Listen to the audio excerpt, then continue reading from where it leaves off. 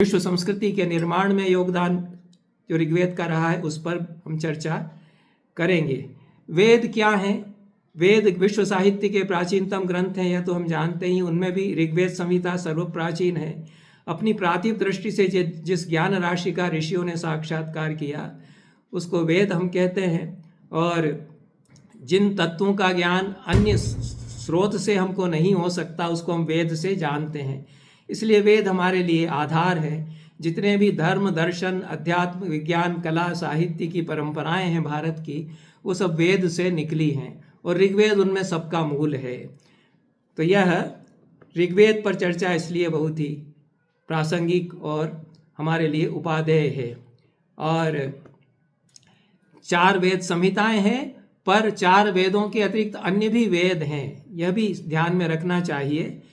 यह तो ब्राह्मण ग्रंथ ही बताते हैं। गोपद ब्राह्मण बताता है कि प्रत्येक युग और जाति के अपने वेद हो सकते हैं। जो भी ज्ञान परंपरा है जो बनी रहेगी वह वेद कहलाती है। वेद सनातन ज्ञान है जो सदैव हमारे लिए उपादेय होता है।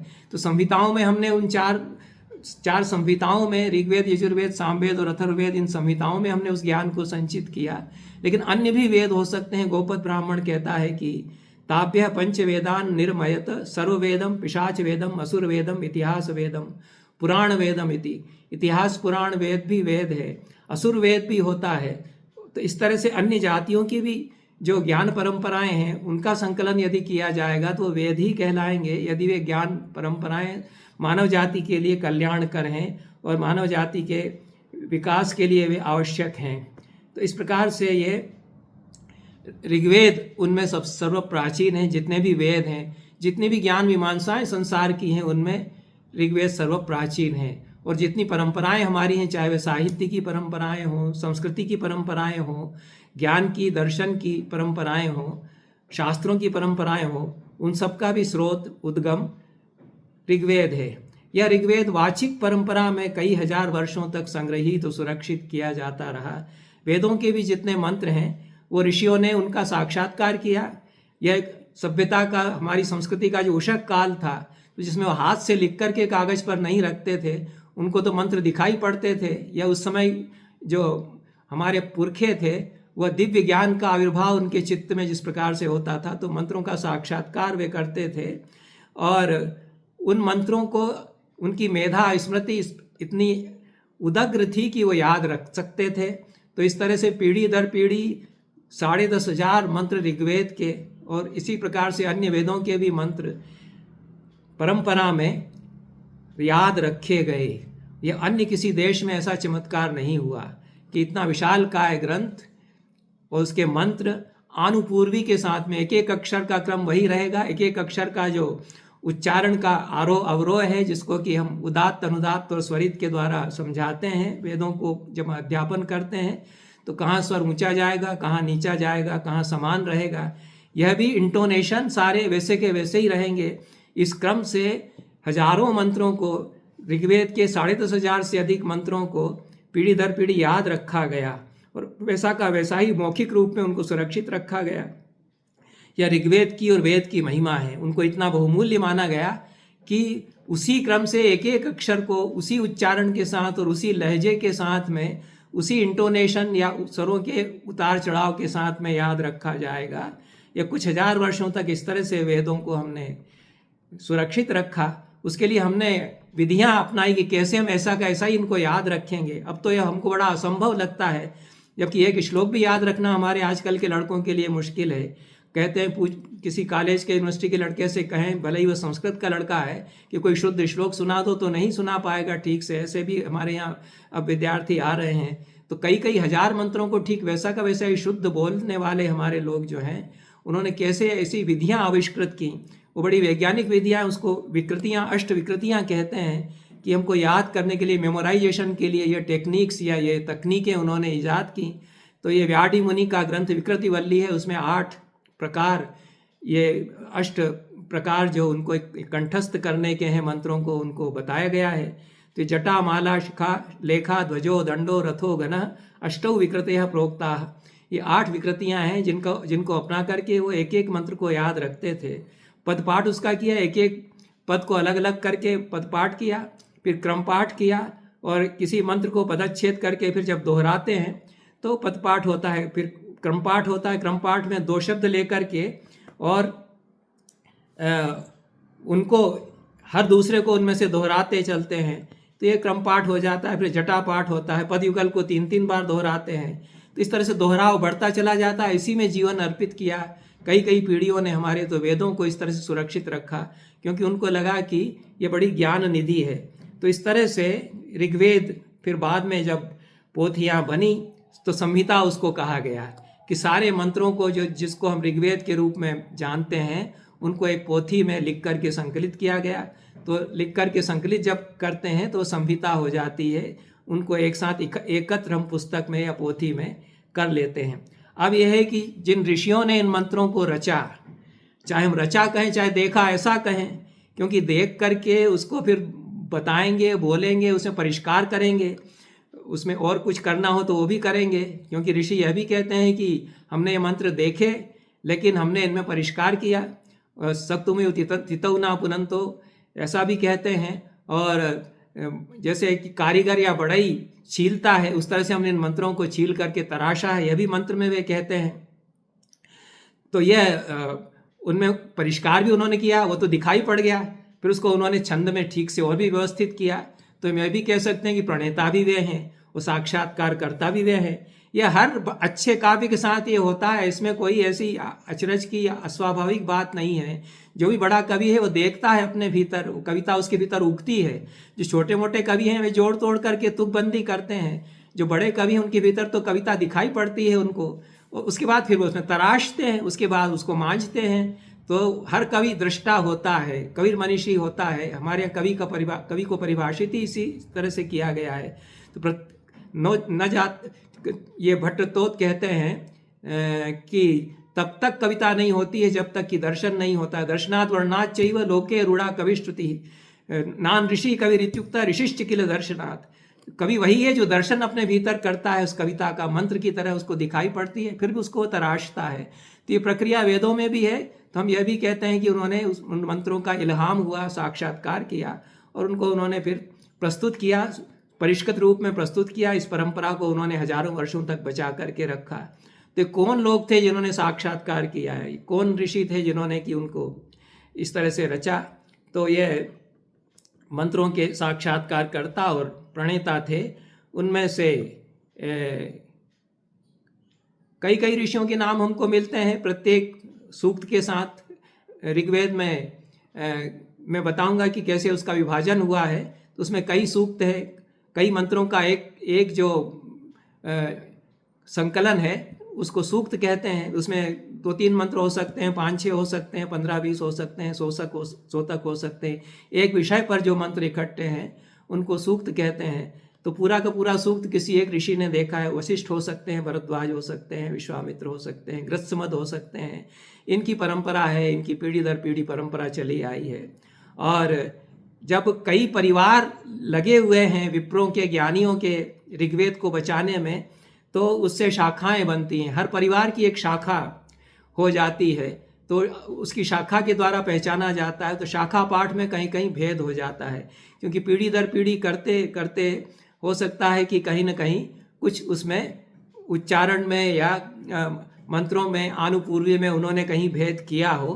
क्योंकि इतने हजार साल तक बचाया है और वंश परंपरा से चला आ रहा है, तो हर शाखा की अपनी विशेषता कुछ हो जाती है। तो इस तरह से ऋग्वेद की शाखाएं कुछ हो गई। 21 शाखाएं ऋग्वेद की हुई। उसमें सामवेद की तो 1 सहस्त्र हुई, ऐसा भी कहते हैं।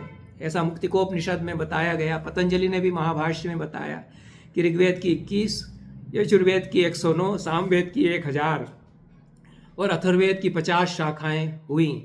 सामवेद की 1000 इसलिए हो जाती हैं कि वो गाया जाता था। वो गाने में फिर उतार चढ़ाव में अंतर आ सकता है। मंत्रों में अंतर नहीं आएगा, अक्षरों की आनुपूर्वी में अंतर नहीं आएगा, पर हम सामवेद में 7 स्वर लगाते हैं 3 स्वरों के स्थान पर या 4 स्वरों के स्थान पर। तो उसमें विनियोग में आरोह अवरोध जो स्वरों का अधिक बढ़ जाता है, उससे गान में अंतर आ सकता है। तो उसकी सहस्त्रों शाखाएं हो गई, इसमें कोई आश्चर्य की बात नहीं है। तो 21 शाखाएं मतलब 21 ब्राह्मणों के जो पीढ़ी दर पीढ़ी परिवार हैं, उनमें ऋग्वेद बचाया जाता रहा। इसको शाखा को समझना चाहिए इस दृष्टि से। और आज भी हर वेद की शाखा के जो परंपरा से प्राप्त पाठ करने वाले हैं वो बताते हैं कि हमारी कौन सी शाखा है। प्रत्येक ब्राह्मण की अपनी शाखा होती है, हमारे वेद की कौन सी शाखा है हमसे पूछा जाता है तो हम बताते हैं। और शाखा विशेष का अध्ययन करने वालों का जो समूह है उसको चरण कहते हैं। तो एक शाखा के लोग मिलकर के उस सारे पाठ को एक साथ करते हैं, फिर विचार करते हैं ये हमारा ठीक से चल रहा है या नहीं, उस समूह को चरण कहते हैं। और उस चरण से फिर परिषद बनती है। उस चरणों का समूह जो है वह ज्ञानियों का वो परिषद कहलाता है।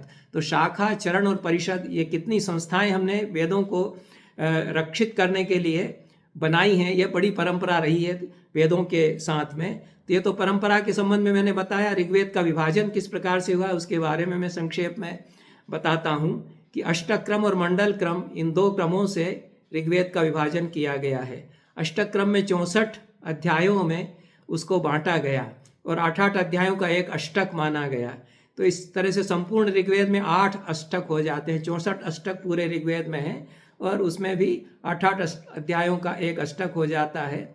और फिर अष्टकों का विभाजन वर्गों में किया गया। तो इस तरह से विभाजन एक चलता है। उससे अधिक प्रचलित विभाजन मंडलों में है। तो ऋग्वेद 10 मंडलों में बांटा गया। जो पोथियाँ हैं उनमें फिर प्रथम से लगा करके 10 मंडल तक ये विभाजन चलता है। और हर मंडल में अनुवाक है। एक मंडल में एक सेक्शन, वो अनुवाक कहलाया।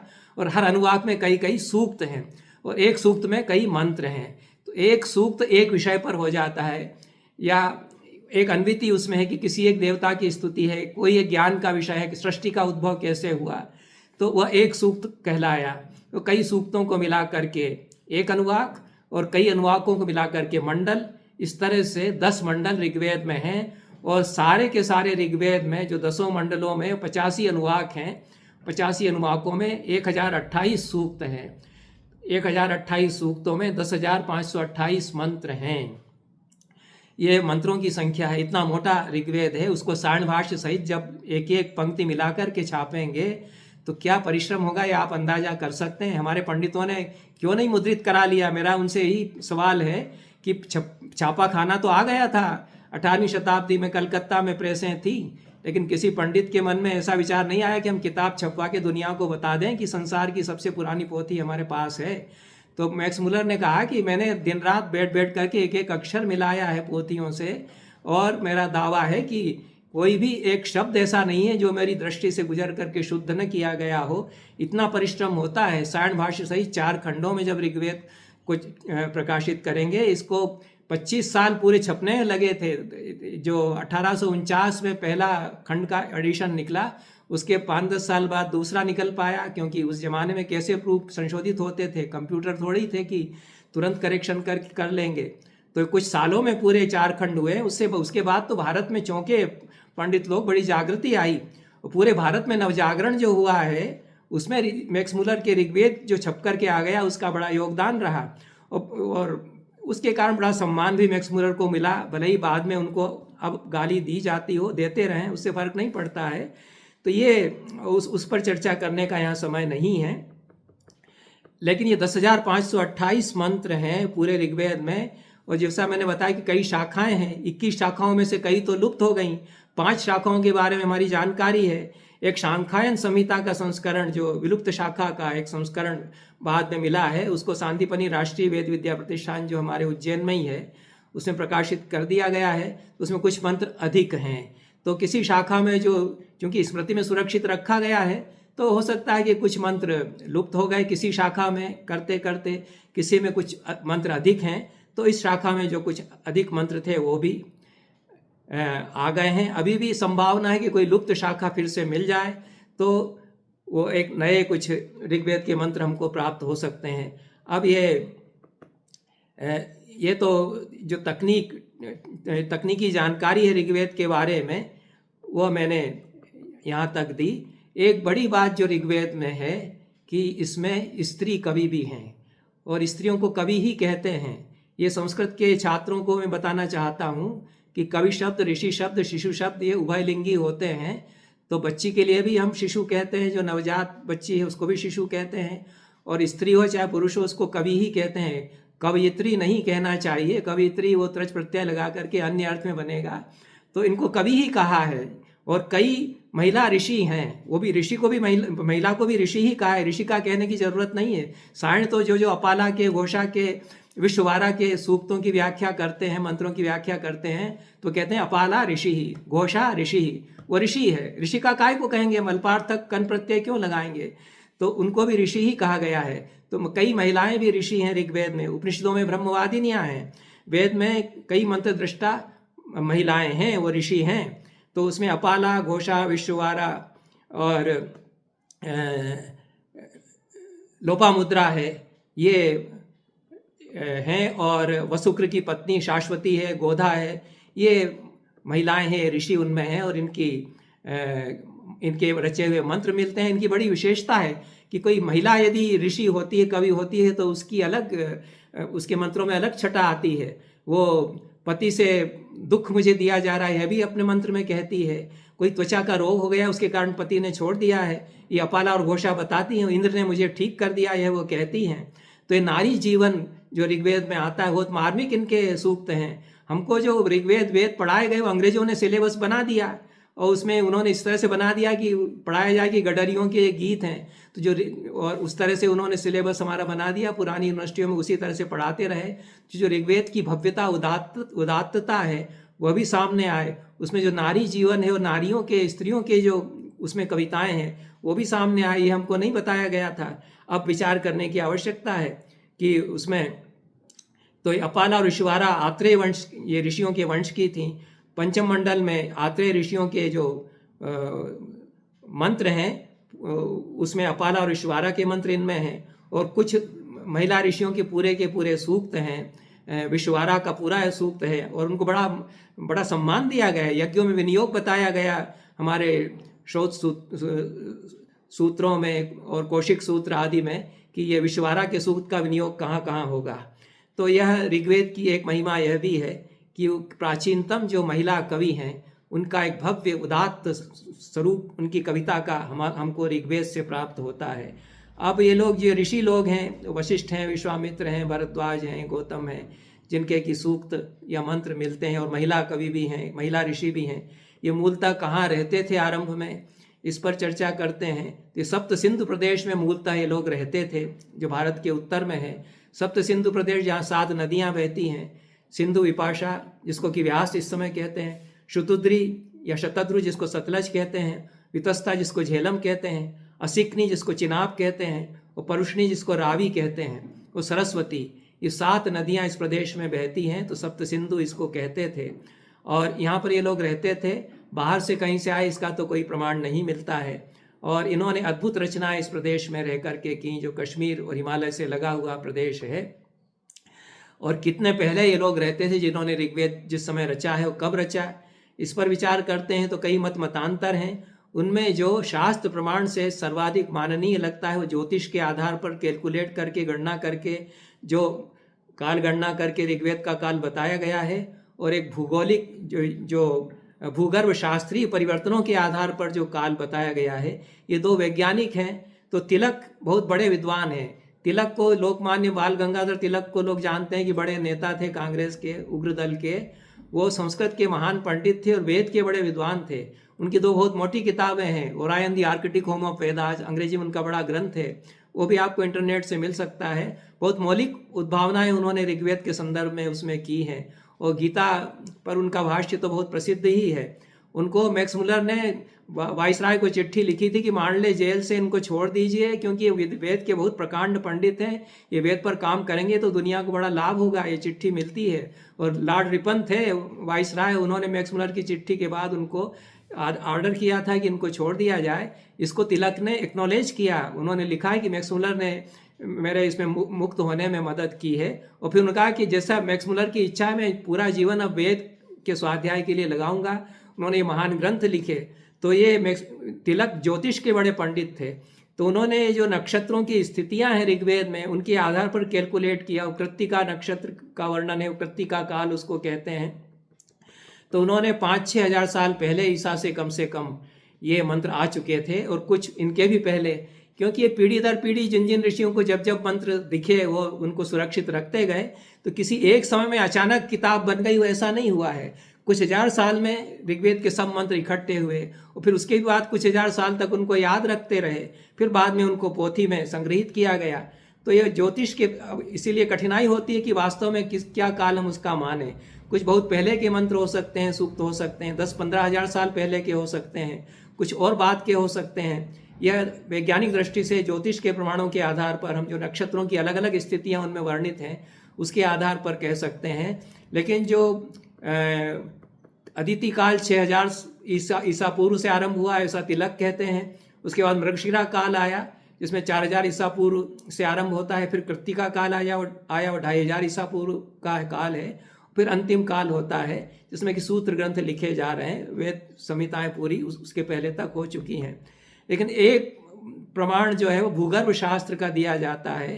ये जियोलॉजी जो है उसमें प्राचीन भूगर्भ शास्त्रीय परिवर्तनों का अध्ययन कुछ वैज्ञानिकों ने किया है।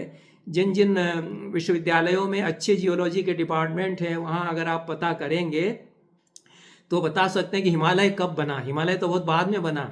वो धरती में कुछ ऐसे भूकंप वगैरह आए कि हिमालय जो ऊपर उठा वो ज़्यादा पुराना नहीं है। विंध्याचल उससे बहुत पुराना है। लेकिन जो सप्त सिंधु प्रदेश है इसके आसपास कुछ भूगर्भ शास्त्रीय परिवर्तन हुए तो उनका समय इन लोगों ने जो भूगर्भ शास्त्र के जानकार हैं उन्होंने कैलकुलेट किया कि ये कब हुआ होगा। तो उसमें एक नारायण राव पारंगी एक विद्वान है, उन्होंने ऋग्वेद में वर्णित जो भूगर्भ शास्त्रीय परिवर्तनों की स्थिति है उसके आधार पर कैलकुलेट किया कि यह तो स्थिति 20,000 साल पहले की है और ये जो भूगर्भ शास्त्रीय परिवर्तन है 25,000 साल पहले के हैं और कुछ जो भौगोलिक परिवर्तन है वो 10,000 साल पहले के हैं। तो उनका कहना यह है कि 25,000 वर्ष पूर्व से लगा करके 50,000 साल पूर्व तक ये इतने पुराने हो सकते हैं जब ये लोग यहाँ थे और ये परिवर्तन हो रहे थे। तो उनमें से कुछ याददाश्त में उनके मंत्र बचे रह गए, फिर बढ़ते रहे। इतना प्राचीन ये धरोहर हमारी है यह हम कह सकते हैं। यह वैज्ञानिक मत में बता रहा हूँ। बाकी वो सत्ययुग, त्रेतायुग, द्वापर युग उसके अनुसार बात करेंगे तो उसका अभी यहाँ अवसर नहीं है। अब ऋग्वेद की विषय वस्तु पर हम विचार करते हैं। और ऋग्वेद में जैसा मैंने बताया कि 10,085 सूक्त हैं।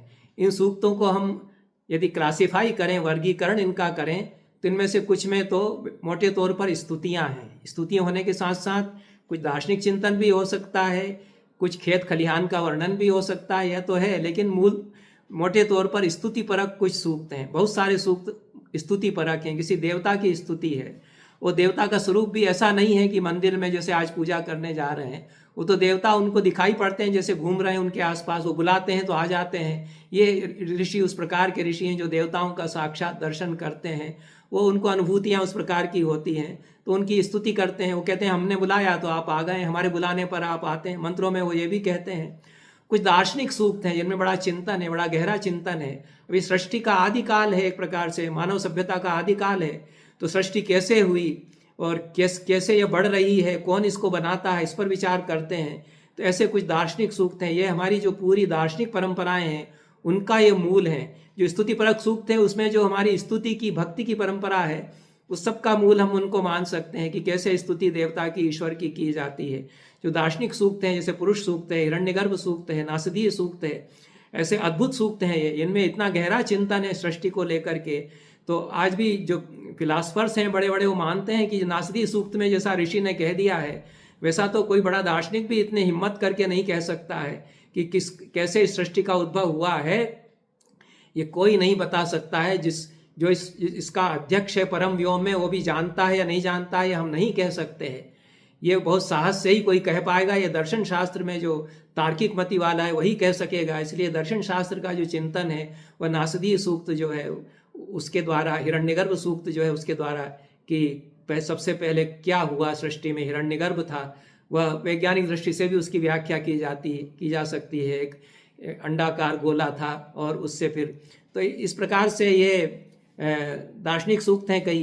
कई सूक्त ऐहिक या लौकिक सूक्त हम उनको कह सकते हैं जिनमें कि लौकिक विषयों का, एम्पिरिकल जिसको कहते हैं, खेत खलिहान है, जीवन है, स्त्री है, समाज है, परिवार का जीवन है। बहुत सुंदर विचार इनमें हैं कि सब लोग साथ साथ रहें, सामनस्य के साथ रहें। सामनस्य सूक्त है, एक हमारी प्रपा या प्याऊ हो, एक साथ हम भोजन करें, एक साथ हम पानी पिएं। यह बहुत मेलजोल हम लोगों में बना रहे, कैसे हम आगे बढ़ें। इनमें अस्त्र शस्त्रों का वर्णन है, युद्धों का भी वर्णन हो सकता है। ये लौकिक सूक्तों में हमको मिलते हैं। कुछ इस सूक्तों में दान स्तुतियाँ हैं कि किसी राजा के लिए दान देने के लिए कहा गया है।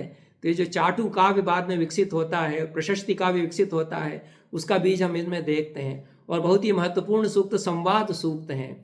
15-20 सूक्त कम से कम अत्यंत ही महत्वपूर्ण संवाद सूक्त ऋग्वेद में हैं, जिनमें कि डायलॉग्स जिनको कहते हैं, कि बातचीत उनमें डायलॉग की तरह से हो रही है। तो वो हमारे नाटकों के मूल रूप हैं, जो हमारा थिएटर या रंगमंच विकसित हुआ। क्योंकि जो वैदिक यज्ञ होते थे वो यज्ञ इस तरह के नहीं होते थे जैसे आजकल यज्ञ करते हैं कि उन्होंने वो आप शतचंडी का और रुद्री का पाठ कर दीजिए और होम करा दिया। वो वाजपेयी यज्ञ है, ज्योतिष्टोम यज्ञ है, अश्वमेध यज्ञ है। तो वो तो बहुत बड़ा ऑर्गेनाइजेशन था, उसमें सारा समाज जुटता था। जो यजुर्वेद में फिर जो यज्ञ परक विवेचन है उसमें बताते हैं कि उसमें सूद भी आएगा, शेरूष भी आएगा, कारीगर भी आएगा, बढ़ई भी आएगा, नहीं तो यज्ञ ही पूरा नहीं होगा। और ये लोग सब मौजूद रहेंगे और ये सब उसमें विधान है। तो सारा समाज जुटता है यज्ञ में। फिर कई तरह की गतिविधियां होती हैं, सब संगीत भी होता है, नृत्य भी होता है, गान भी होता है और नाटक भी होता है। तो उसमें कुछ सूक्त जो है उनका अभिनय किया जाएगा, उसमें बातचीत डायलॉग होंगे। ब्रह्मचारी पुंशली संवाद है, अध्वर्यु सोम विक्रयी संवाद है, ये सोमयाग में ये संवाद जो है वो बोले जाते थे। तो इस प्रकार से ये संवाद सूक्तों की बड़ी महिमा हम देखते हैं कि है। और इसी प्रकार से जितने भी ऋग्वेद के सूक्त हैं, चाहे वे संवाद परक सूक्त हों, चाहे दार्शनिक सूक्त हों, सभी में आज के समाज के लिए न केवल संदेश है, बल्कि वे अभी भी उस समय के समाज को जानने के लिए और हमारी पूरी परंपराओं को जानने के लिए उपयोगी हैं। कुछ अभिचार परक सूक्त भी हैं, ये जादू टोना और कुछ ऐसी क्रियाएं करना जिनका कि अलौकिक प्रभाव हो सकता है, ऐसे भी सूक्त हैं। उनके अभिचार की दृष्टि से व्याख्या की जाती है, लेकिन वो मांगलिक हैं। दुस्वप्न नाश उनका प्रभाव बताया गया है, अपशकुन निवारण उनका प्रभाव बताया गया है, रोगोपचार है, पुत्र प्राप्ति है, शत्रुनाश है, सपत्नी मर्दन है, या जो दुष्ट हैं, जो शत्रु हैं वो हमको न सताएं, इसमें उनका विनियोग बताया जाता है। तो ये सभी आदिम समाजों में भी जो अभिचार होते हैं या वैदिक समाज में भी थे, और कुछ सूक्त उन्होंने इस दृष्टि से भी उनका साक्षात्कार किया, कुछ मंत्रों का। तो उस समय के लोक विश्वासों का ज्ञान हमको इससे होता है। और इन सूक्तों में जड़ी बूटियों का भी वर्णन है कि जड़ी बूटियों को हम उपयोग करते हैं। वे जो हमारा आयुर्वेद है यह भी ऋग्वेद में वर्णित है, यद्यपि अथर्ववेद में आयुर्वेद की दृष्टि से अधिक सामग्री है। और अंत में कुछ आख्यान सूक्त हैं, आख्यान का वर्णन आख्यानों का उनमें निरूपण किया गया है। उसमें की कथाएं आ जाती हैं, इंद्र ने वृत्रासुर को कैसे मारा इसकी पूरी कथा है, या दाशराज युद्ध है, 10 राजाओं में युद्ध हुआ, ये बड़ी घटना उस समय की थी वैदिक समाज की। तो उस समय के इतिहास को जानने के लिए वो बहुत ही महत्वपूर्ण है। यद्यपि दयानंद ऋषि आदि कुछ आधुनिक जो विचारक हैं वो इतिहास उसमें ढूंढा जाए इसको गलत मानते हैं, लेकिन मेरी दृष्टि से ऋग्वेद में सब कुछ है। यदि आप कहते हैं कि हमारी सारी ज्ञान परंपराओं का, काव्य की परंपराओं का, संस्कृति की धाराओं का मूल है ऋग्वेद, तो उसमें जो पूरा हमारा इतिहास है कि उसमें कई वंश राजाओं के, उनका भी निरूपण है। यदि कहीं युद्ध हुआ है तो उसका भी उसमें निरूपण है। तो हमारे इतिहास की शुरुआत कैसे हुई है यह भी उसमें वर्णन है।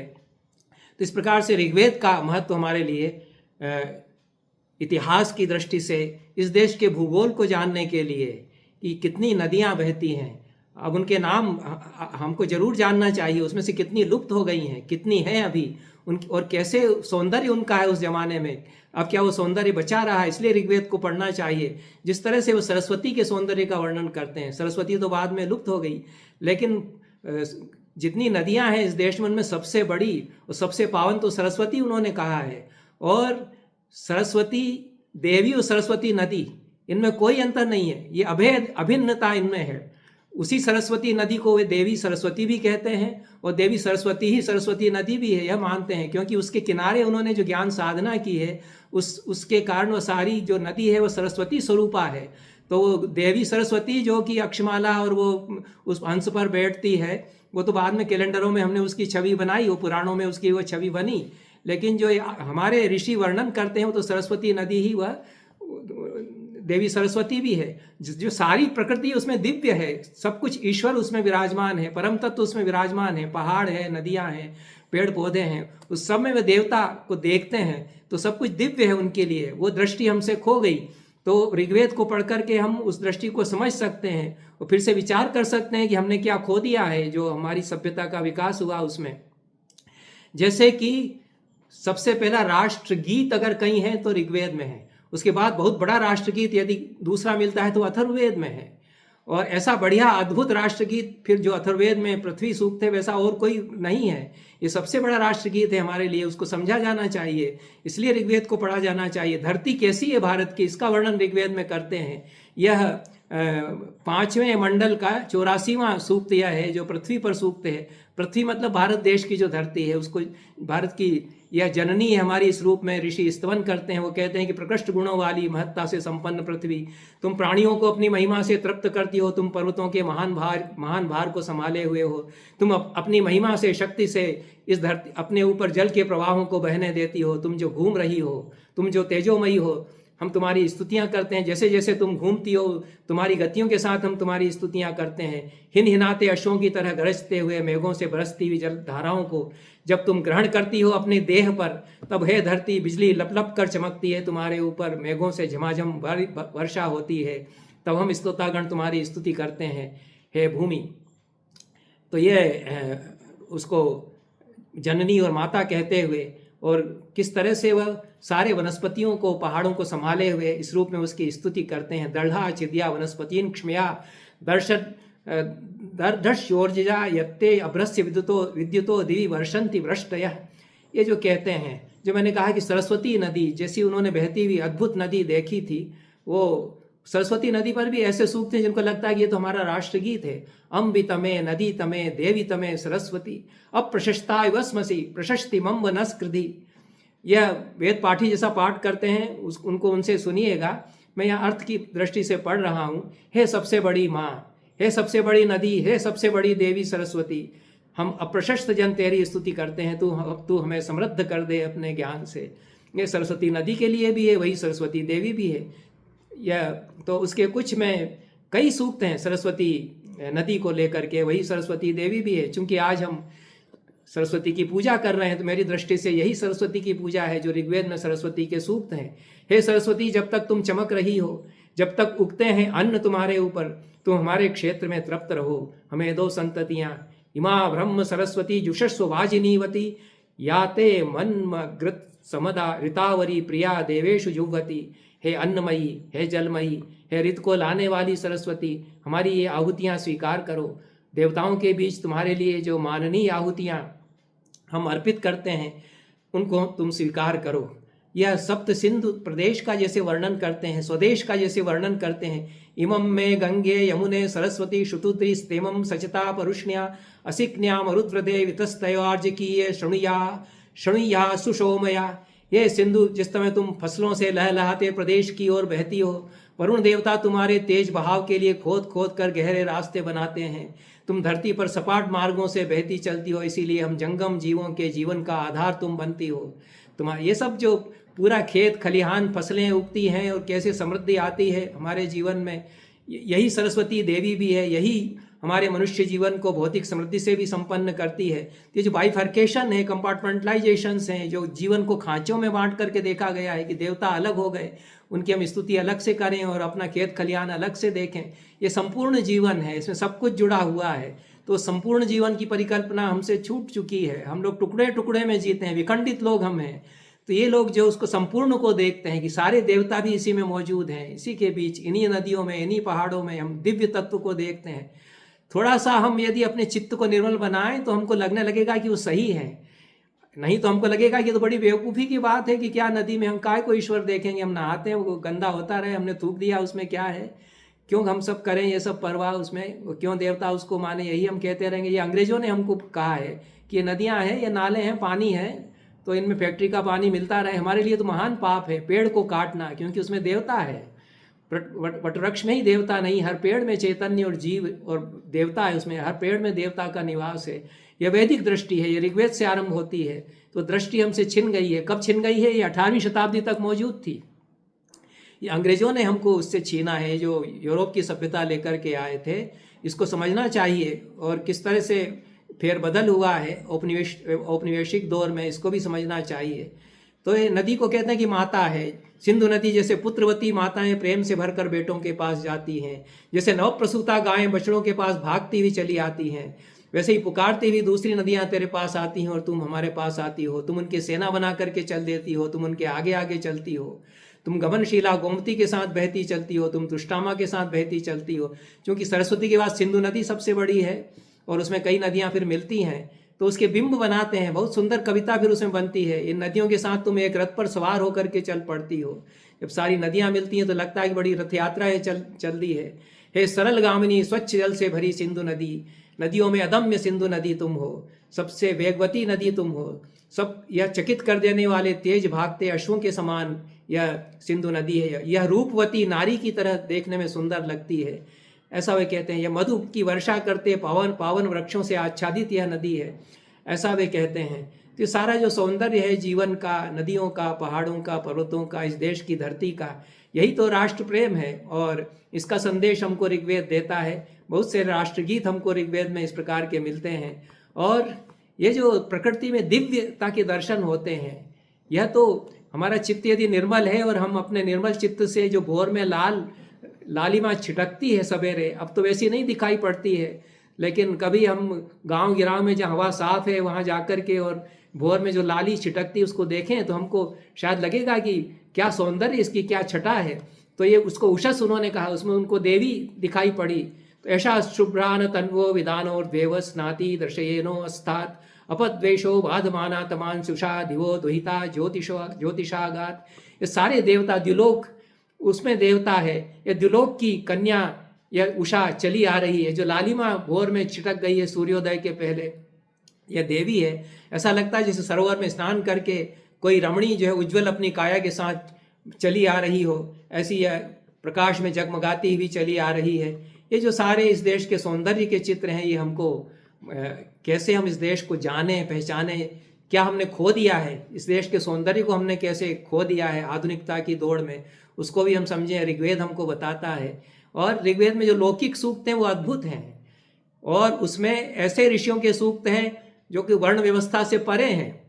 वो तो दासी के पुत्र हैं, कक्षीवान हैं, कवशैलुष हैं, ये दासी के पुत्र हैं। अंत्यज आप कहिए आज की भाषा में, उनको चाहे दलित कहिए आपकी भाषा में, तो ये कितव सूक्त है, कवशैलुष का सूक्त है। वो दासी के पुत्र हैं, ऋषि हैं, लेकिन चूंकि उनको मंत्र दिखाई दिए उन्होंने बढ़िया, बहुत मार्मिक सूक्त है। कितव सूक्त जो है उसमें ऐसी वेदना है जुआरी की, और जैसे लगता है कि आज की कविता पढ़ रहे हो, कि आदमी की जो हॉबी है, जो किसी शौक में उसको कैसा गफलत में वो पड़ जाता है, उसकी क्या हालत होती है। कि जुए के पासे वो बार बार तय करता है कि अब छोड़ दूंगा, अब नहीं खेलूंगा, और जैसी खनखनाहट जुए की पासों की सुनाई पड़ती है कि वो जहाँ जुआ हो रहा है वहाँ पहुँच जाता है। तो और उसमें क्या भाषा और क्या अलंकार है, आपको लगेगा कि जैसे कोई आज का कवि ये लिख रहा हो। तो ऐसी ऋग्वेद की कविता है जो काल की सारी सीमाएं पार करके, हमको लगता है कि जैसे अब का कोई शौकीन आदमी जिसको कि ताश के पत्तों का शौक लग जाए और नहीं छोड़ पा रहा है, उसकी पत्नी उसको डांटती है, उसकी माता उसको डांटती है, इस सबको कहता है, वो कहता है मैं क्यों नहीं छोड़ देता हूँ। तो नीचा वर्तनते उपरि स्फुरंती अहस्तासो हस्तवंतम सहंते दिव्या अंगारा इरणे नियुक्ता शीता संतोर हृदयम निर्धांति। उसमें कितने कितने अलंकार आ गए हैं। नीचे हमको इनको यूँ हाथ में लेकर के जब फेंकते हैं तो नीचे हम उनको फेंकते हैं, लेकिन हमारे सिर पर ये चढ़ जाते हैं, ऊपर ये विरोध अलंकार आता है। अहस्तासो हस्तवंतम सहंते, इनके तो हाथ नहीं है, लेकिन जो हाथ वाले उनके हाथ ये पकड़ लेते हैं। ऐसे ये पासे हैं और ये अंगारे की तरह हैं, हम अंगारे बो रहे हैं इनको फेंक करके, ऐसा वह कहता है। ये शीतल छूने में लगते हैं, लेकिन ये अंगारे की तरह भीतर जलाते हैं हमको, ऐसा वह कहता है। ये सब बहुत वेदना अपनी व्यक्त करता है कि कैसा सुखी मेरा जीवन था, लेकिन जब से मैं जुए के शौक में पड़ा मैंने क्या खो दिया है, मेरा जीवन कैसा नारकी हो गया है। फिर कहता है कि कभी जुआ नहीं खेलना चाहिए। अक्षयर्मा दिव्यस्व कृषिमित कृषस्व, इससे तो खेती किसानी करो। ये लोग जितने ऋषि हैं उनमें से कई खेती किसानी करते थे, इसमें कोई हमको अपमान नहीं मानना चाहिए, ये तो वहाँ लिखा हुआ है। कई उनमें कारीगर भी थे, उन सब ने ऐसी अद्भुत कविताएं, ऐसे अद्भुत सूक्त लिखे हैं, क्योंकि उस सृष्टि के उषा काल में ये ऋषि थे जिनको दिव्य अनुभव भी उस प्रकार से होते थे, लेकिन उनका लौकिक जीवन था, उसमें वो कारीगर भी हैं, उसमें वो बढ़ई का काम भी कर रहे हैं, उसमें वो रथ बना रहे हैं। कारुरहम, मैं कारू हूँ, मैं कारीगर हूँ, लकड़ी का काम करता हूँ, ऐसा ऋषि स्वयं कहता है एक सूक्त में। कोई सोम कूटने वाले हैं, तो ये कविता हमको समझना चाहिए, जो ऋग्वेद की बड़ी कविता है, ये ऋषियों की जो कविता है, और ये कैसे अद्भुत अर्थ हमारे लिए खोलती है आज भी। तो बहुत सारे तो अद्भुत सूक्त इस प्रकार के हैं, जिसमें मनुष्य जीवन और खेत खलिहान गायें उन सब का भी वर्णन हमको मिलता है, लेकिन वो अलौकिक भूमि पर भी कैसे जाते हैं इस लौकिक जीवन के बीच में। तो यह नहीं समझना चाहिए कि ऋग्वेद में हम अध्यात्म ही केवल देखें, हम ये माने कि साहब वो तो मंत्र हैं, तो उसमें, क्योंकि जीवन संपूर्ण जीवन चाहिए। तो ऋग्वेद हमको ये सिखाता है कि आदि भौतिक, आदि दैविक और आध्यात्मिक तीनों एक दूसरे से जुड़े हुए हैं। ये जो इम्पीरिकल है, मतलब जो लौकिक जीवन है, उसके बिना आदि दैविक नहीं होता, और आदि भौतिक और आदि दैविक के बिना आध्यात्मिक नहीं होता। आपको सारा जो अध्यात्म तपस्या वगैरह में सब समाधि हो रही है, वो कहाँ हो रही है कि आप इस धरती पर बैठे हुए हैं, आपने रोटी पानी कुछ खाया है, तभी तो आप समाधि लगा पा रहे हैं। तो इस सारा जीवन, उसमें कोई अंतर्विरोध नहीं है कि वो लौकिक जीवन से भी जुड़े हुए हैं, और उतनी ऊंचाइयों पर वे अध्यात्म की ऊंचाइयों पर भी पहुँचते हैं। तो ये ऋग्वेद एक समग्र जीवन को हमारे सामने रखता है, और जीवन में जो अंतर्विरोध हैं उनको दूर करने का संदेश हमको देता है। और ये बहुत सारे जो सूक्त ऋग्वेद के हैं, वो उनकी जो परंपराएं हैं, यज्ञ की परंपराएं हो सकती हैं, सोम कैसे बनाते हैं, सोम पीसने वालों का एक पूरा सूक्त है। उसके आधुनिक व्याख्याकार तो कहते हैं कि ये जो जैसे मजदूर काम करते हुए गाते हैं, उस तरह से ये लोग गाते थे उसको कूटते हुए, यह भी एक सूक्त है। दूसरा जो ऋग्वेद का बड़ा महत्व है वो छंदस शास्त्र की दृष्टि से है, काव्यशास्त्र की दृष्टि से भी है। जैसे मैंने बताया कि पूरे दर्शन की परंपराएं ऋग्वेद से निकली, उसके नासदी सूक्त से, जिसमें सृष्टि का विचार किया गया है कि सृष्टि कैसे हुई, सृष्टि के पहले कौन था, किसने इसको बनाया है, कौन हमको बताएगा, इस पर वे विचार करते हैं, और एक दार्शनिक की तरह विचार वे करते हैं। और दीर्घतमस बहुत बड़े दार्शनिक हैं, लगभग 50 सूक्त ऋग्वेद में दीर्घतमस के हैं, कवि भी बहुत बड़े हैं। तो उनका जो सूक्त है 10वें मंडल में, जो उनके सूक्त हैं, उनका ज्ञान सूक्त है, वाक को लेकर के उन्होंने जो विमर्श किया है, तो सारी जो हमारे व्याकरण दर्शन की परंपराएं, चत्वारि वाक परिमिता पदानि तानि विदुर ब्राह्मणाय मनीषिणः गुहातीर्ण इंगिता नेंगयंती तुरियम वाचो मनुष्या वदंती, ये जो वाणी के 4 चरण हैं उनकी बात करते हैं। उसमें से 3 चरण तो भीतर हमारी चेतना में है, तो कैसे हम अभिव्यक्ति करते हैं भाषा में, और चेतना हमारी कैसी है, इस पर विचार वो करते हैं। तो हमारी चेतना में वाणी के 3 स्तर हैं। वो व्याकरण दर्शन में भर्तृहरि ने फिर बाद में उनको परापश्यंती मध्यमा इस रूप में कहा, लेकिन ये सारा विमर्श जो ऋग्वेद से आरंभ हो जाता है। वो दीर्घतमस इस दृष्टि से बड़े दार्शनिक और बड़े कवि भी हैं। द्वा सुपर्णा सयुजा सखाया समानम वृक्षम परिशस्व जाते तयोरेकः पिप्पलम स्वादुवत्ति अनष्टन अन्यो अभिचाकशीति। ये जो बहुत गहरा दर्शन उन्होंने रूपक अलंकार के द्वारा उसमें बता दिया है कि 2 चिड़ियाँ एक डाल पर बैठी हुई हैं, उसमें एक तो सुस्वादु फल खा रही है और एक केवल देख रही है। ये जीव और आत्मा, यह परमात्मा और जीव, इनका संबंध, और एक भोक्ता और एक दृष्टा है, इसको जो उन्होंने बताया है रूपक अलंकार के द्वारा।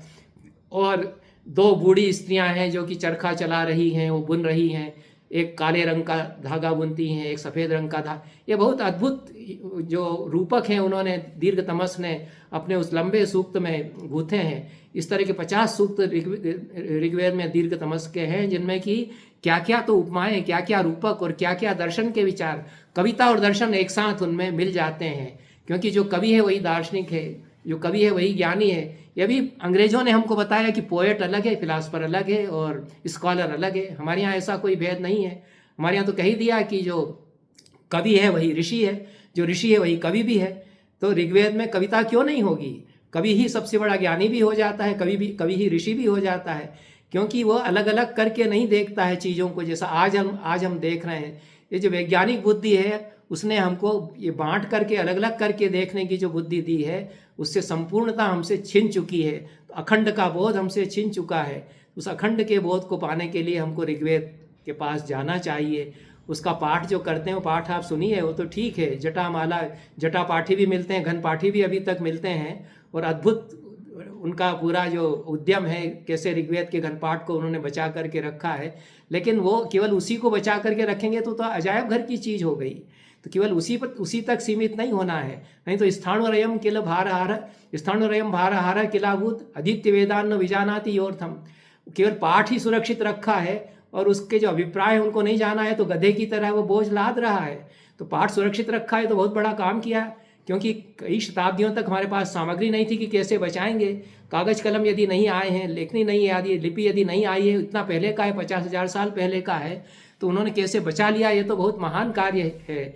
लेकिन केवल मेमोराइजेशन ही करके रह जाएंगे, कंठस्थ करके ही रह जाएंगे, उसकी जो ध्वनियाँ हैं, अंतर्ध्वनियाँ हैं, उसके जो अभिप्राय हैं, उसके जो संदेश हैं, उसमें जो जीवन मूल्य है, उनको नहीं समझेंगे तो ऋग्वेद को पूरी तरह से हम नहीं जान रहे हैं। तो यह ऋग्वेद का जो महत्व है उसको इस दृष्टि से हम जानते हैं कि उसमें छंदस शास्त्र की दृष्टि से 11 छंदों का प्रयोग हुआ है। उसमें भी 7 छंद सर्वाधिक प्रयुक्त हुए हैं। इन 7 छंदों से हमारा सारा छंदस शास्त्र बना है। ये भरतमुनि नाट्यशास्त्र में बताते हैं कि कौन सा छंद जो इंद्र वज्रा बन गया है, कौन सा उपेंद्र वज्रा बन गया है। जगती से ही कैसे ये उपेंद्र वज्रा, इंद्र वज्रा, ये यहाँ तक मंदाक्रांता, शार्दूल, विक्रीडित तक कैसे ये वैदिक छंदों से बनते हैं। ये छंद जो छंदस उसको संस्कृत में कहते हैं, छंद तो हिंदी में कहने लग गए हैं। तो इसमें 7 छंद हैं, त्रिष्टुप, गायत्री, जगती, अनुष्टुप, उष्णिक, पंक्ति और बृहति, और ये अधिक प्रयुक्त हुए हैं। उसके अलावा और भी छंद हैं, 11 छंदों का प्रयोग ऋग्वेद में हुआ है। इनसे पूरा हमारा छंद शास्त्र बना है। जो हमारा पूरा अलंकार शास्त्र है, साहित्य शास्त्र है, वो भी कवि और काव्य की जो धारणाएं ऋग्वेद में प्रकट की गई हैं। कैसे हमको ये मंत्र दिखते हैं और कैसे हम इनको तराशते हैं। वो कहते हैं कि जैसे आसमान से मूसलाधार बौछार होती, उस तरह से मेरे चित्त में ये एक के बाद एक मंत्र ये टपकते हैं, एक के बाद एक ये बारिश की तरह मेरे भीतर टपकते हैं। फिर ये भी कहते हैं कि जैसे रथकार तराश करके आकृति देता है, जैसे कोई कारीगर तराश करके खिलौना बनाता है, उस तरह से मैं इन मंत्रों को आकृति देता हूँ। तो ठीक है, भीतर दिखते हैं, लेकिन जब उनको बताएंगे बोल करके तो उनको सुसंस्कृत रूप में एक 4 पंक्तियों में प्रस्तुत करेंगे, तो वही उनका दृष्टा भी है, वही उनका निर्माता भी होता है। तो ये काव्यशास्त्र में जो हम प्रतिभा कैसे देखती है, प्रतिभा साक्षात्कार करती है, ये जो प्रतिभा का स्वरूप बताया गया है, और कैसे फिर वो निर्माण होता है। तो प्रतिभा, व्युत्पत्ति और अभ्यास तीनों मिलकर के काव्य के कारण बनते हैं। तो यह भी उन्होंने कह दिया कि कैसे फिर हम इनको अभ्यास के द्वारा, व्युत्पत्ति के द्वारा संस्कारित भी करते हैं। तो ये पूरा काव्यशास्त्र है। उसमें अलंकार, वाणी के गुण जो वे बताते हैं, वाणी के कई गुण उन्होंने बताए हैं, वाक संबंधी जो सूक्त हैं। और एक सूक्त तो उसमें महिला ऋषि का ही है, आम्रणी उनका नाम था, और अम्भृण ऋषि की पुत्री थी, आम्रणी उनका नाम था। लेकिन कुछ सूक्त जो मैं बताने से भूल गया हूँ कि 3 प्रकार के सूक्त हैं। एक तो वस्तु के रूप में वर्णन करते हैं, किसी वस्तु के रूप में वर्णन करते हैं। एक देवता को संबोधित करके उसके प्रति संबोधन करते हैं, ऐसे सूक्त हैं। और एक ऐसे सूक्त हैं जिनमें कि एकाकार देवता से हो जाते हैं और देवता मय होकर के बोलते हैं। ये वागम्भृणी का जो सूक्त है, उसमें जो आम्भृणी ऋषि हैं, महिला हैं, वो वाक रूप हो गई हैं। जैसे उन्होंने सरस्वती को मान लिया कि यह सरस्वती देवी ही है, तो वो आम्भृणी ऋषि जो है वाक तत्व से आविष्ट हो गई, तो वाक तत्वमय वह हो गई है। तो वाक क्या कहती है, ऐसा वो स्वयं बोलती है कि मैं वाक कैसे जगत की सृष्टि करती हूँ। अहमेव स्वयं इदं वदामि जुष्टम देवेभिरुत मानुषीभिः यम कामये तम उग्रम करोमि तम ब्रह्मांडम तम ऋषिम तम सुमेधाम, ऐसा कहते हैं। ये वाक से सारी सृष्टि होती है। बाइबल में तो उन्होंने कहा कि in the beginning the word was there, पहले शब्द था, वाणी थी, उससे सारी दुनिया बनी। पर उसको फिलॉसफी के स्तर पर, तर्क की दृष्टि से कैसे शब्द से जगत रचा जाता है, दर्शन हमारे यहाँ बनाया गया कि जब तक भाषा या शब्द नहीं होंगे हम संसार को नहीं समझ सकते, नहीं पहचान सकते हैं। तो जब तक हमारे पास भाषा है तभी तक दुनिया हमारे पास है, नहीं तो अंधेरे में डूब जाएगी, हम किसी को पहचानेंगे ही नहीं। तो ये सृष्टि, वाक से सृष्टि हो सकती है। शब्दों के द्वारा हम नया आरंभ कर सकते हैं, बदल सकते हैं दुनिया को। ये जो दर्शन है यह वाक सूक्तों के द्वारा निर्मित किया गया। उसमें भी ये महिला ऋषि जो आम्भृणी हैं, उन्होंने वाक तत्व का प्रतिपादन जिस प्रकार से किया, उसको आज के जो भाषा शास्त्र के उत्तर आधुनिक भाषा शास्त्रीय विचारक हैं वो मानने लग गए कि हाँ, ये बड़ा सत्य विचार है, क्योंकि शब्दों से दुनिया बदली और बनाई जा सकती है। केवल इतना ही कहना पर्याप्त नहीं है कि मैटर से यह दुनिया निकली है। हम जो बोलते हैं उससे हम दुनिया को बदलते चलते हैं और नई दुनिया बनाते चलते हैं। तो हम अपनी कविताओं से दुनिया को, नई दुनिया को रचते चल सकते हैं। यह होता भी है। तो यह क्योंकि बहुत सारे कविताएं, काव्य, महान ग्रंथ ऐसे हैं जिनसे कि दुनिया नई हो गई, जिनसे दुनिया बदल गई। आप कविताओं उनकी तो बात छोड़ दीजिए, केवल एक किताब के छपने से दुनिया बदल गई है। जैसा ऋग्वेद के छपने के बाद विश्व सभ्यता का इतिहास बदल गया। उन्होंने माना कि विश्व सभ्यता का सारा इतिहास हम नए ढंग से अब समझ रहे हैं। वो तो ऋग्वेद कितना पुराना है, उससे विश्व सभ्यता शुरू होती। उनके यहाँ तो बाइबल 4000 साल पहले सृष्टि उत्पन्न हुई थी। मैक्स मुलर को गालियाँ इसलिए फिर दी गई कि उसने ये ऋग्वेद वगैरह छाप करके ये बता दिया कि सृष्टि इतनी पुरानी है। ये तो ऋग्वेद से हम जानते हैं। वो लोग मानते थे कि 4000 साल पुरानी है, क्योंकि ईसा मसीह आए थे, उसके 4000 साल पहले सृष्टि शुरू हुई। तो ये वहीं पर मैक्स मुलर को प्रताड़ित भी किया गया है। उसने जो बहुत महान, उसने केवल ऋग्वेद ही नहीं छापा, उसके बाद उसने secret books of the east नाम से सीरीज चलाई है, जिसमें बहुत सारे ग्रह्य सूक्त हैं, शौच सूक्त हैं, उपनिषद हैं, ये भी उसने अनुवाद सहित प्रकाशित किए। जिंदगी उसने पूरी अपनी करीब 90 साल की इसी में लगाई है। तो ये दुनिया उससे मानने लगी कि मैक्स मुलर ने बहुत बड़ा काम किया, उसको माना गया लोहा। लेकिन जो धर्मांध थे उन्होंने उसको सताया भी। तो ये ऋग्वेद ने दुनिया को बदल दिया कि सृष्टि का पूरा इतिहास बदल गया दुनिया की नज़र में, सभ्यता का पूरा इतिहास बदल गया दुनिया की नज़र में जब दुनिया के सामने ऋग्वेद आया। फिर अंग्रेजी में उसका अनुवाद करने लगे, फिर बाद में तो हिंदी अनुवाद हुए, भारतीय भाषाओं में अनुवाद होने लगे। तो अब हम ऋग्वेद को कुछ अनुवादों से समझ सकते हैं, लेकिन मूल में समझना चाहिए। अनुवादों से तो भ्रांतियाँ भी हो सकती हैं। तो आधुनिक विश्व में नए वातायन खुले, और ऋग्वेद से क्या क्या हुआ है इसको बता करके मैं संक्षेप में फिर बात ये समाप्त करूँगा।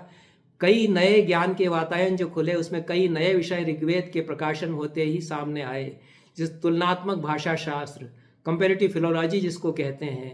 तो भाषा शास्त्र तो था, लिंग्विस्टिक्स तो था थोड़ा बहुत, लेकिन ऋग्वेद के छपते ही जो विद्वान हैं यूरोप के और उसके बाद भारत के विद्वानों में भी ये उनके दिमाग में आया कि ऋग्वेद की जो भाषा है वह तो हमारी जो पुरानी भाषा है ग्रीक लैटिन उनसे कुछ मिलती जुलती है। यहाँ पितृ कहते हैं, हमारे यहाँ पेटर कहते हैं, यहाँ मातृ कहते हैं, हमारे यहाँ मेटर, ऐसा कुछ कहते हैं। तो ये उनके यहाँ 3 है, यहाँ 3 हो जाता है इत्यादि। जो द्यौष पितर है जुपिटर हो जाता है। ग्रीक माइथोलॉजी में देवताओं के नाम कुछ मिलते जुलते हैं। तो क्या ये भाषाएं, इनके बोलने वाले एक साथ रहे हैं, तो पूरी सभ्यता, मनुष्य सभ्यता पर विचार शुरू हुआ। और तुलनात्मक भाषा शास्त्र में इन भाषाओं का तुलनात्मक अध्ययन करके सबसे प्राचीन शब्द इनमें कौन सा है, इस पर विचार होने लगा। तो ये एक नया विषय आरंभ हुआ जो कि बहुत बड़ा विषय था। उसमें कुछ भ्रांतियां भी फैलाई गई, उन भ्रांतियों का निराकरण भी किया गया। ये बड़ा विषय है, एक तुलनात्मक मिथक शास्त्र, कंपेरेटिव माइथोलॉजी, ये विषय आरंभ हुआ।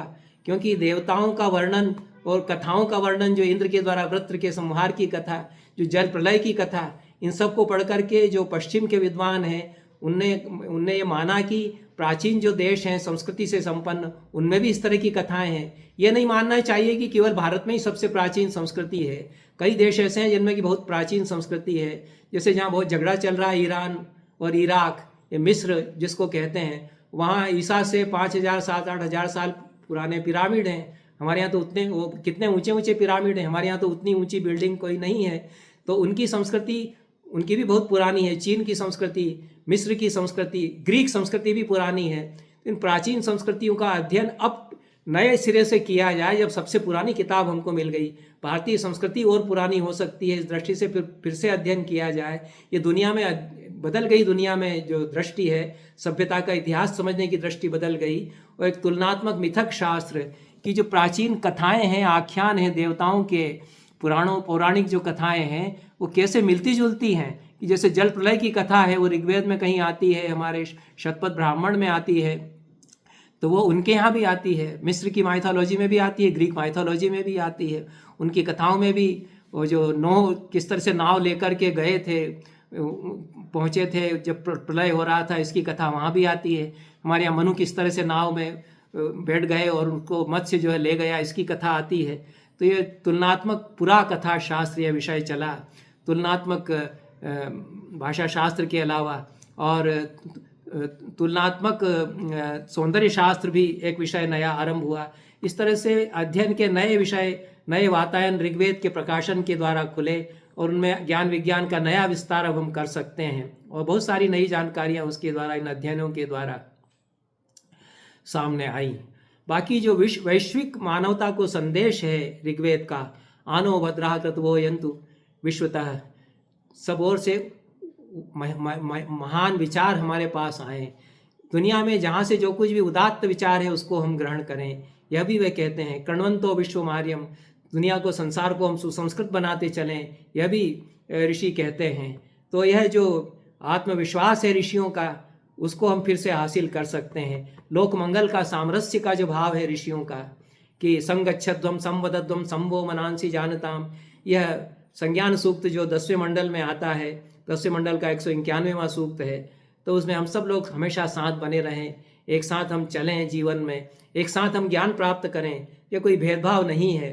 ये जो समानो मंत्र समिति समानी, समानम मनः सहचित्त मेषाम, एक साथ हमारा सोच विचार हो, एक जैसा सोच विचार हमारा हो, एक जैसा हम मिलकर के विचार विमर्श करें, समितियों में हम एक साथ बैठें। यह जो युग था ऋग्वेद का, उसमें इस प्रकार का भाईचारा था और उसका संदेश वो हमको देते हैं। तो इस प्रकार से खास बात तो यह है कि जो मनुष्य का और सृष्टि का संबंध है वो हमसे छूट गया है। अब नदियों को हम उस तरह से नहीं समझते हैं, हमको लगता है कि बहता हुआ पानी है, नदी क्या है। लोग थूक रहे हैं, हम कह रहे हैं भैया इसको, इसमें मत थूका करो। हमारे ऋषि कह गए हैं, स्मृतियाँ धर्मशास्त्र कह गए हैं कि थूकना कितना महान पाप है। पेड़ों को मत काटो, पेड़ों को काटने से कैसा महान पाप होता है। हमारे जिस शहर में हम रहते हैं हजारों पेड़ रोज कटते हैं, कई कई हजार रोज पेड़ कटते हैं। हम कैसे अपने धर्म को, अपनी परंपराओं को मानने वाले लोग हैं। उसमें जीव है, उसमें चेतन है, उसमें उसी तरह से चेतना है जैसे कि हमारे भीतर है, उसमें उसी तरह से देवता है जैसे कि ईश्वर सर्वत्र है। तो ये निसर्ग का और प्रकृति का जो अंतः संबंध का सहज अनुभव है कि वो हमसे अलग ही नहीं है। जो चेतना हमारे भीतर है वही उसके भीतर है, और जो उसके भीतर है वही हमारे भीतर है। तो हमसे अलग है ही नहीं। ये जो अभेद का अनुभव है यह हमसे छूट गया। यह वेदों के ऋषियों में अनुभव था। अब यह हम उसको, यदि उसका हमको ये समझ में आ जाए कि ऐसा एक अभेद का अनुभव भी हो सकता है, तो शायद हम उससे जुड़ करके सोच विचार करना शुरू कर सकें कि कैसे हम इस अभेद के अनुभव को फिर से हासिल करें। कैसे आधुनिक सभ्यता ने हमको इससे छीन लिया है, और कैसे दिव्य तत्व का जो साक्षात्कार ऋषि करते थे उसको हम फिर से कर सकते हैं। क्योंकि हर धरती के, सृष्टि के कण कण में ईश्वर विराजमान है, और आदि भौतिक, आदि दैविक और आध्यात्मिक, ये तीनों स्तर एक साथ परस्पर जुड़े हुए हैं। तो जो अग्नि है वह जलता हुआ दिखता है यज्ञ वेदी में, या चूल्हे की आग में भी वह जलता हुआ दिखता है, वही हमारे भीतर ऊर्जा के रूप में भी है। और वही हमारे भीतर सृजन की जो क्षमता है, प्रतिभा है, उसके रूप में भी वही एनर्जी हमारे भीतर है। तीनों एक दूसरे से जुड़े हुए हैं। क्योंकि वो भौतिक रूप में है तभी वह आभ्यंतर रूप में भी रहेगा।